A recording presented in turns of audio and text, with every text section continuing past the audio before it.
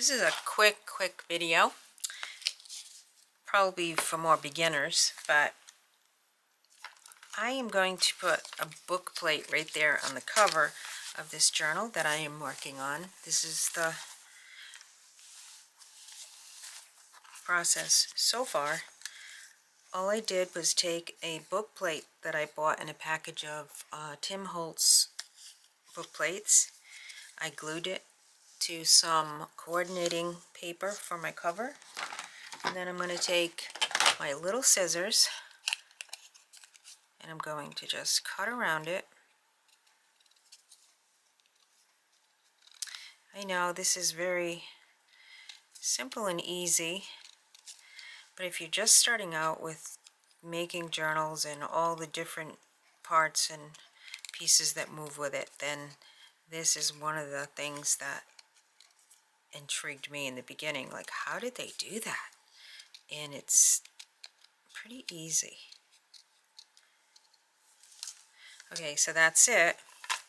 Now I'm just going to take my antique photo and my dauber, which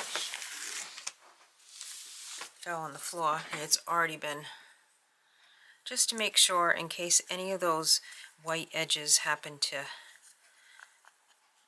show, which they likely are not going to unless you turn the journal upside down and sideways, but it's just a way to make things a little more. Some things you want to look perfect, other things you want to look like strings hanging out because it's on purpose. I'm taking some Fabri-Tac and I'm going to just glue this down, and that's, I mean, if I had the I have another kind where you have the little nails that go with it, then you just glue them in and then glue this down. It's that easy. There.